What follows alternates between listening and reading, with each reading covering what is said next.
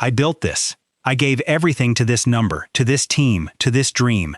And today, I watched someone else's future get written in ink, while mine is still sitting in pencil. They didn't call me first. They didn't call any of us first. We found out the same way the fans did. And now I'm asking myself the one question no driver ever wants to ask about his own team.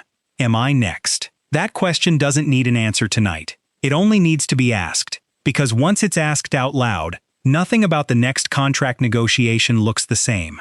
Somewhere in a NASCAR garage this week, a decision was made, and it wasn't about the driver everyone's talking about, it was about the one nobody's watching yet. On paper, this was a simple story. A rising star gets his dream ride. But peel back one layer, and this wasn't a signing, it was a warning shot, fired straight into the heart of Trackhouse racing. On August 17th, Hendrick Motorsports confirmed that Connor Zilisch will pilot the number 48 Chevrolet starting in 2028, taking over from Alex Bowman, who is finishing his final full-time season in 2027. Rick Hendrick himself described Zilisch as a driver with the talent and character to shape the future of that organization. Zilisch didn't come from nowhere. Justin Marks personally invested in him at just 17 years old, built him through Trackhouse's own development pipeline, and handed him a cup seat before he had even finished proving himself in the lower series. That investment now has an expiration date, 2027, and the team that raised him will not be the one benefiting from what comes next. Here's the detail almost nobody flagged. All three Trackhouse Cup drivers, Ross Chastain, Shane Van Gisbergen, and Zilisch, are signed only through 2027. That means the Zilisch move isn't an isolated story. It's the crack that exposes the whole foundation. 3 drivers, 1 expiration year, and 1 organization that just watched a rival quietly lock down its future star before the open market ever had a chance to react. For a team built around exactly 3 full-time entries, that shared expiration date is not a coincidence to ignore. It is the single number that now defines every conversation inside the Trackhouse hauler. If Hendrick was willing to wait, scout, and quietly secure 1 Trackhouse driver before he ever hit the open market, what's stopping them from doing it again? That question now has a name attached to it: Shane Van Gisbergen. If you're new here, this channel is NASCAR Insider TV, and we're closing in on 1,500 subscribers. If breakdowns like this one are your thing, hit subscribe, drop a like, and leave a comment before we get into just how much SVG's stock has risen this season. Van Gisbergen shocked NASCAR by winning the 2023 Chicago Street Race during his Cup debut weekend, but for a long time skeptics dismissed him as a road course tourist. Even Joey Logano publicly questioned SVG's early 2026 results, suggesting the early season schedule simply flattered a road course-oriented driver. Then the numbers flipped the argument. NASCAR itself acknowledged his oval development, pushing him up the championship picture. At Charlotte, he was already talking about learning traffic management and qualifying, the exact skills that once separated him from Cup's elite. At Watkins Glen, he ran pole to flag, securing his first win of 2026. At Sonoma, he added another road course win, closing in on Jeff Gordon's all-time road course win record. Then came the detail that changed the math. Nashville produced a career-best oval run at the time.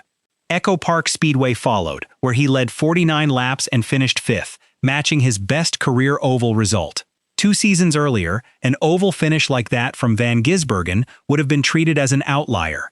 By 2026, it was being treated as confirmation of a trend that competitors could no longer ignore. A road course specialist is valuable. A driver who wins road courses and is starting to win on ovals is not a specialist anymore. That's a problem for every team that doesn't have him. Across NASCAR forums, the reaction to that Echo Park run was close to disbelief.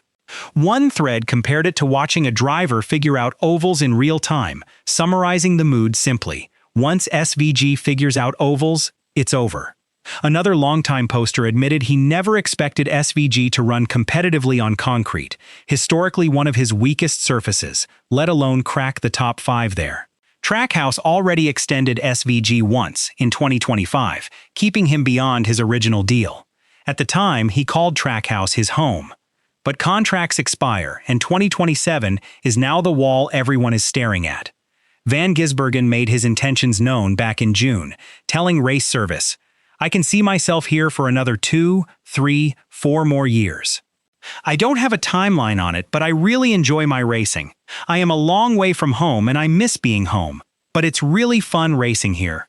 That quote sounds like loyalty, but it's also, quietly, an open door. He didn't say Trackhouse, he said here, and here could mean NASCAR, not necessarily this team. Justin Marks has already been forced to respond to swirling questions about his organization's direction. Pushing back on any suggestion that Trackhouse would shrink, he told NASCAR radio Sirius XM, "I don't think downsizing our company is the right thing to do." He also acknowledged, without fully explaining it away, that the team's on-track struggles have coincided with its expansion to 3 full-time Cup cars. On the number 88 seat that Zilisch will vacate, Marks said the mandate now is making that seat highly coveted by the time Zilisch leaves for Hendrick. The irony is hard to miss. Marks is talking about building a seat attractive enough to lure the next big name to Trackhouse, while the current big name might already be looking at the exit. The speculation doesn't stop at Hendrick. Van Gisbergen has ties to Spire Motorsports through 3 Truck Series starts in 2026. He has prior connections to Cowlig Racing from his early Cup starts, the team that helped launch his transition from supercars to American stock cars in the first place. His friendship with Bubba Wallace at 23XI Racing is well known, and while that connection is thin, NASCAR speculation has turned far thinner threads into rumors before. None of this is confirmed. There is no evidence that Hendrick or any other organization is currently negotiating with SVG. But the pressure building around Trackhouse doesn't require confirmation. Perception alone changes behavior in a garage like this, and every one of these names now gets mentioned the moment his contract comes up in conversation. In the days following the Zilisch announcement, conversation across NASCAR fan spaces didn't stay on Zilisch for long.